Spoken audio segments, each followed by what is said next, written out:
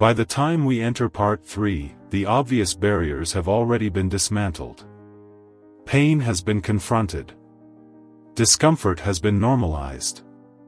Discipline has been stripped of motivation, excitement, and reward. What remains is not strength, it is responsibility.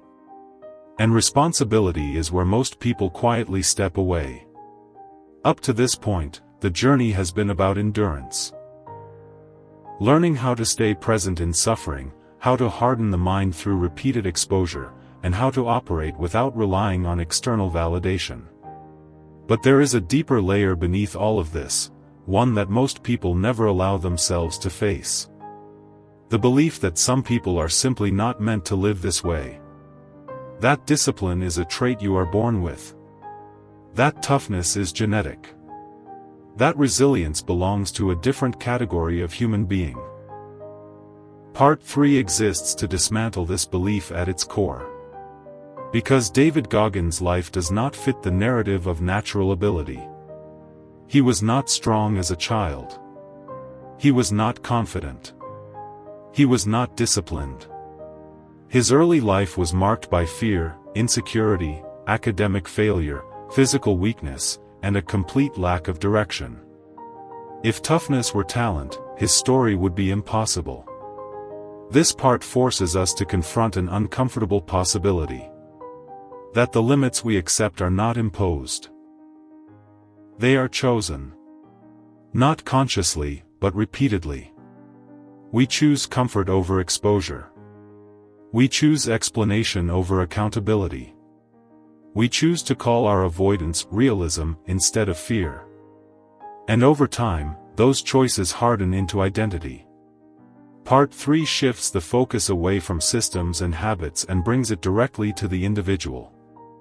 It removes the safety of comparison and excuses and asks something far more demanding: ownership. Ownership of effort. Ownership of standards. Ownership of who you become when no one intervenes. This is also where the book becomes less forgiving. Earlier chapters allowed reflection. This part demands confrontation. Because once it is established that discipline can be trained, that the mind can be conditioned, and that suffering is survivable, there is no longer room to hide behind background, circumstance, or lack of talent. This is where the listener is no longer observing Goggins' story. They are standing inside it. Part 3 does not promise comfort. It does not offer reassurance. It does not soften its language. Instead, it asks a single, relentless question. One that grows heavier the longer it is avoided. If nothing is stopping you except your own standards, why are those standards still negotiable? This part begins the phase of the book where progress is no longer inspiring, it is demanding.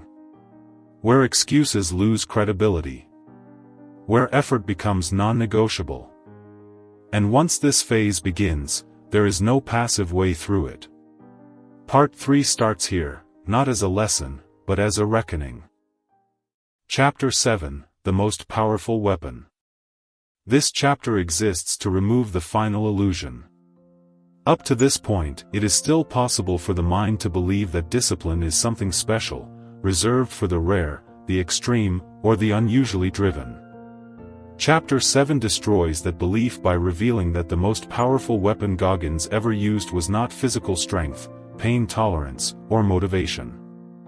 It was accountability. Not accountability to others. Not public accountability. But ruthless, internal accountability, where excuses are not debated, only rejected. Goggins explains that most people do not fail because they lack ability. They fail because they lie to themselves in small, believable ways. They soften the truth just enough to remain comfortable while still feeling reasonable. This chapter introduces the tool that ends that self-deception. Goggins describes the practice that changed everything for him, the accountability mirror. Every day, he would stand in front of a mirror and write down the uncomfortable truths about himself. Not affirmations. Not goals. but deficiencies. What he avoided. Where he was weak. What he failed to do. The purpose was not self-hatred. It was clarity. Because weakness thrives in vagueness. When flaws are undefined, they feel unfixable. When they are named clearly, they become targets. This practice forced Goggins to confront reality without cushioning it. No explanations. No context. Just facts. And facts demand action. Goggins makes an important distinction here. Honesty is not difficult because it is painful, it is difficult because it removes options. Once you admit the truth, you can no longer pretend you didn't know. Most people avoid this moment because it closes the door on excuses. It makes inaction visible. And once inaction is visible, it becomes uncomfortable to maintain. The accountability mirror works because it creates pressure without drama. There is no audience. No judgment. Just you and the evidence of your behavior. One of the strongest ideas in this chapter is that weakness, once acknowledged, can be organized. Goggins didn't just list problems, he attacked them systematically. Poor education. He studied. Weak endurance. He ran. Lack of discipline. He built routines that removed choice. This chapter emphasizes something critical. Discipline is not about willpower, it is about designing your life so avoidance becomes difficult. Once weaknesses are identified, structure replaces emotion. In modern life, most people avoid direct self-assessment. Performance reviews, metrics, feedback systems exist, but personal honesty is outsourced. When progress stalls, blame shifts outward: workload, timing, environment, luck. Goggins' method reverses this completely. No algorithm. No manager. No system. Just responsibility. And that level of ownership is rare precisely because it works. Goggins calls accountability the most powerful weapon because it cannot be turned against you by anyone else, only by you. But it is also the weapon most people refuse to pick up. Because it offers no comfort. No validation. No protection of ego. It does not motivate, it demands.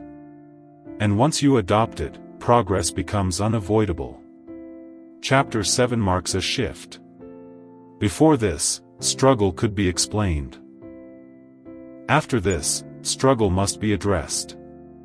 Once you know exactly where you are weak, the question is no longer why you haven't improved, it becomes why you are choosing not to. And that question is difficult to ignore. Chapter 7 closes with a difficult kind of clarity. It shows us that progress does not begin with motivation, nor does it depend on talent or intensity. It begins with honest self-assessment, the kind that leaves no room for interpretation or escape. The accountability mirror strips away the stories we tell ourselves. It replaces vague dissatisfaction with specific responsibility. Once weaknesses are named clearly, they stop feeling abstract and start demanding action. This chapter teaches us that discipline is not about becoming someone new overnight. It is about confronting who you already are, without justification, without emotion, and without delay. There is no drama in this process. No audience. No applause. Just truth, reflected back at you daily. And when truth is faced consistently, change becomes inevitable. This chapter teaches us that discipline begins the moment we stop negotiating with the truth. But clarity alone does not move the needle.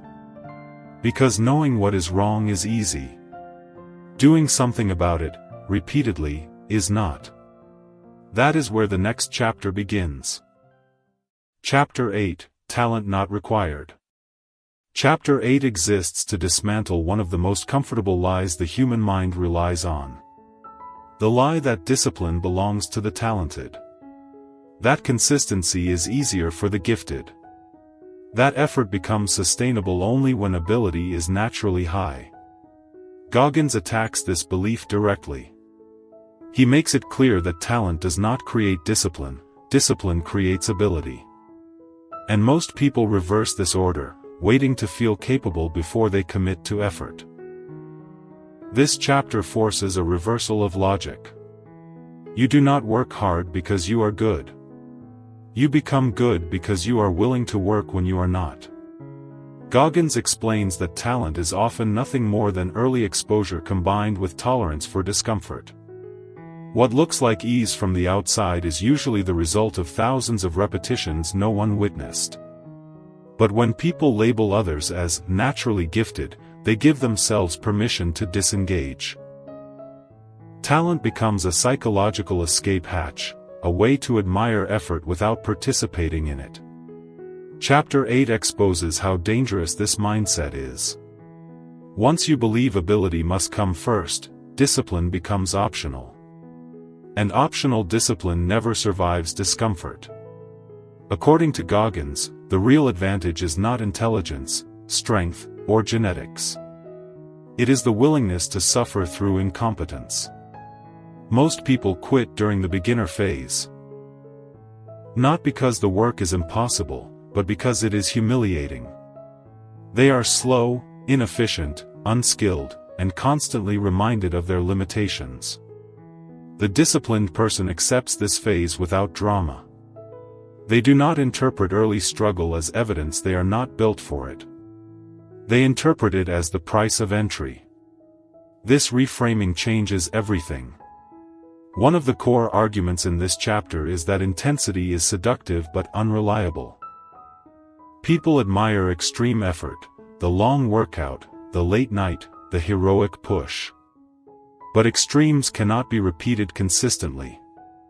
And anything that cannot be repeated cannot be relied upon. Goggins emphasizes something far more dangerous than intensity: daily standards. Showing up when tired. Working while uninspired. Repeating boring actions without emotional reward. This is how ability is built. Not through moments, but through volume. In modern learning culture, people often quit early and label themselves as not technical, not creative, or not built for this. But what they are actually avoiding is the discomfort of being bad publicly or privately. Goggins' philosophy removes that protection. He shows that progress does not care about identity labels. It responds only to repetition. And repetition does not require talent, only willingness. Chapter 8 is difficult because it removes sympathy. If talent is not required, then waiting becomes a choice. If discipline builds ability, then avoidance becomes intentional. This chapter doesn't shame, but it eliminates justification. It places responsibility exactly where it belongs, on behavior, not potential. Goggins highlights how small, consistent effort compounds invisibly. For a long time, nothing seems to change. Progress feels slow. Results are unimpressive. And then something shifts. Suddenly, the work feels lighter. The mind resists less. The skill appears. This moment is often mistaken for talent. But it is simply delayed evidence of discipline. By the end of chapter 8, one conclusion becomes unavoidable. You do not rise to the level of your ability. You rise to the level of your standards. And standards do not care who you are, only what you repeat. Chapter 8 closes by removing the final protective barrier.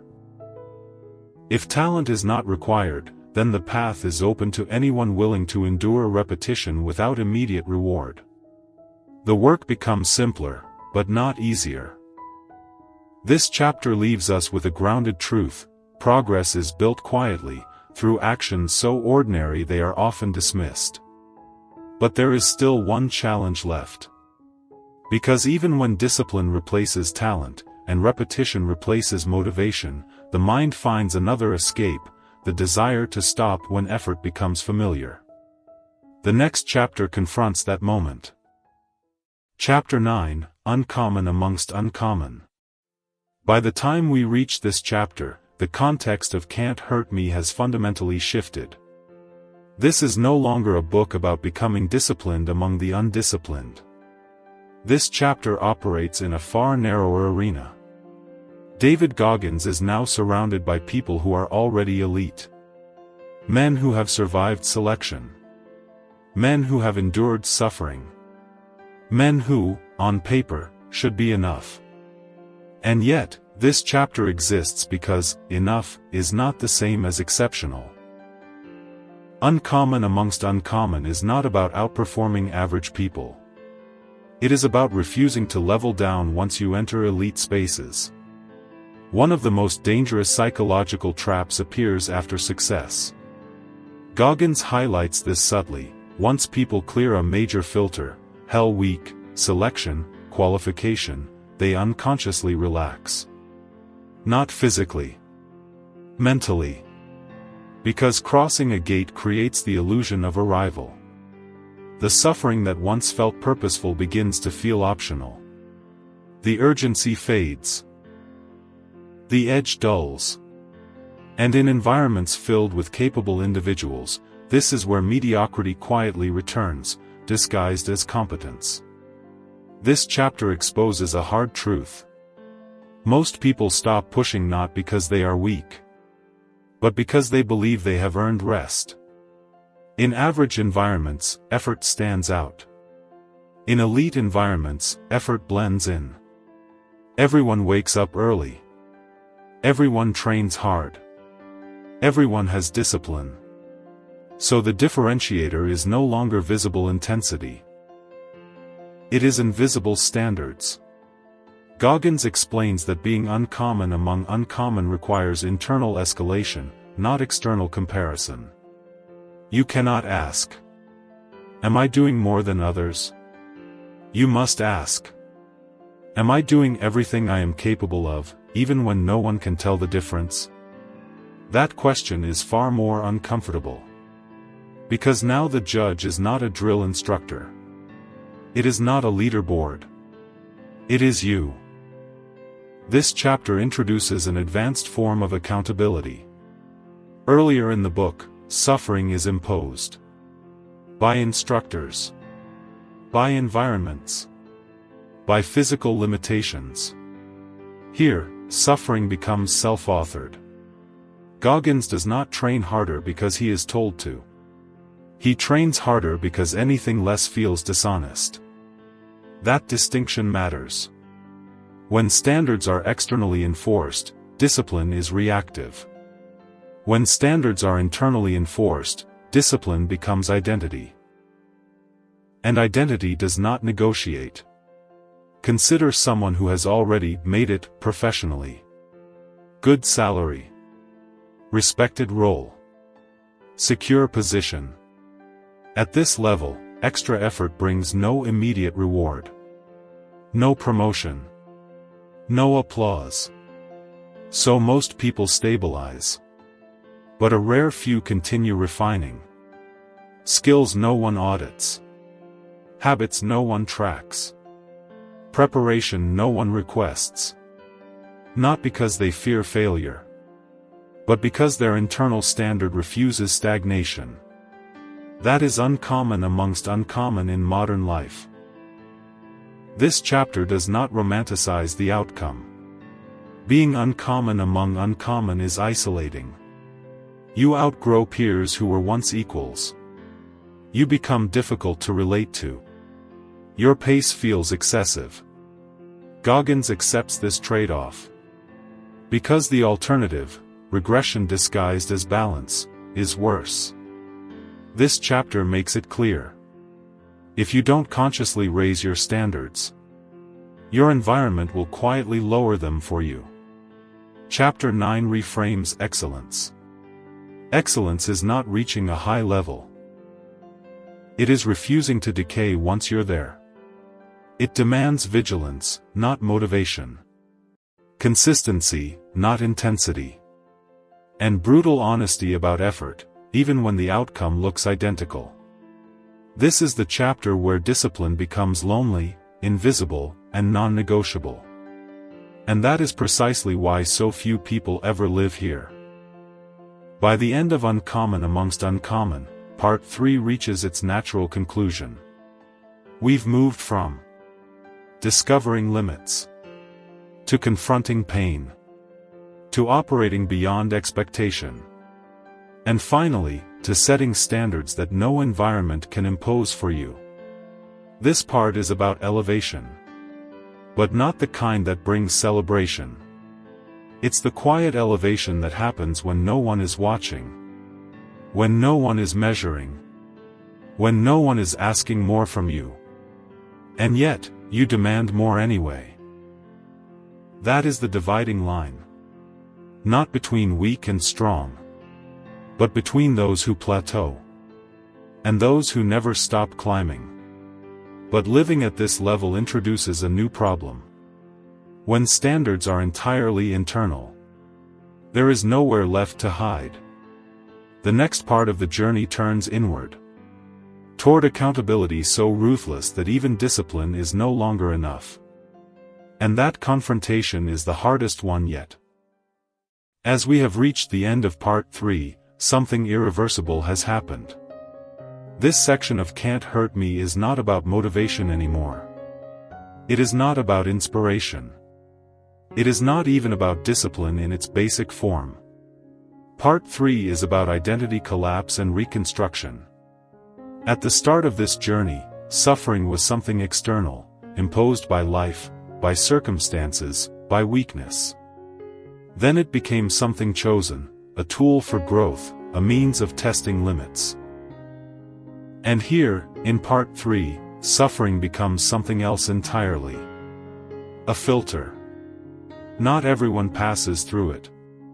Because once you operate beyond expectations, once you refuse to slow down when stopping would be reasonable, once you raise your standards in rooms where everyone is already elite, you cross a line that cannot be uncrossed. You no longer measure yourself against people. You measure yourself against what you know you could have done, but didn't. That is a dangerous standard. And that is exactly why most people avoid it. Part 3 strips away comfortable lies. The lie that reaching a high level is enough. The lie that consistency automatically follows success. The lie that elite environments will keep you sharp.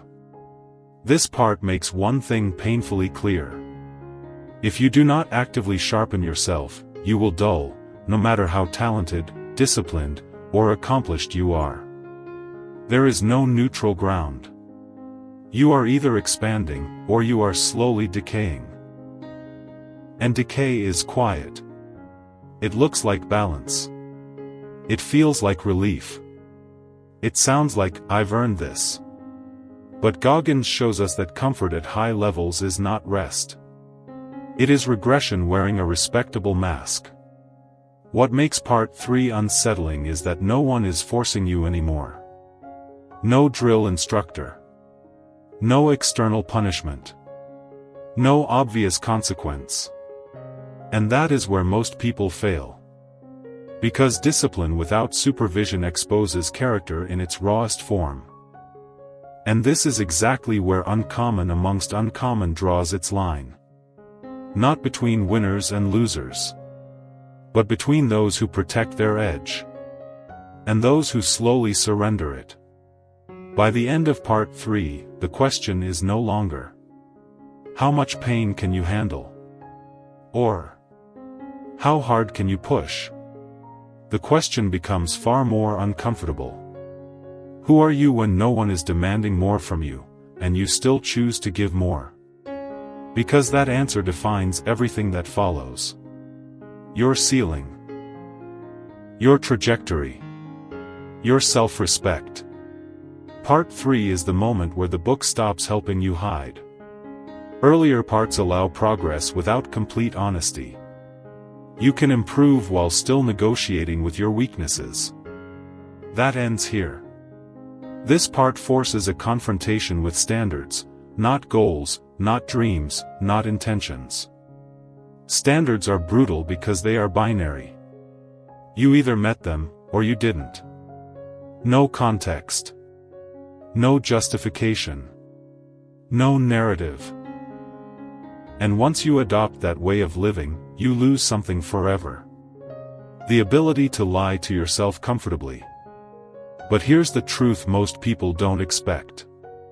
Living by ruthless standards does not bring peace. It brings exposure. Because when you remove excuses, when you remove comparison, when you remove external pressure, you are left alone with yourself. And that is where the next part begins. Part 4 is not about how hard you can train.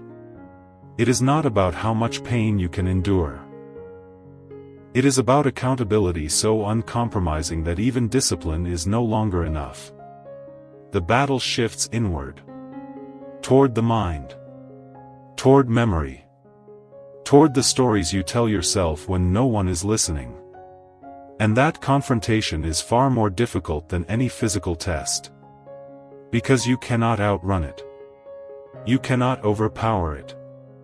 You cannot impress it. You can only face it. And most people never do.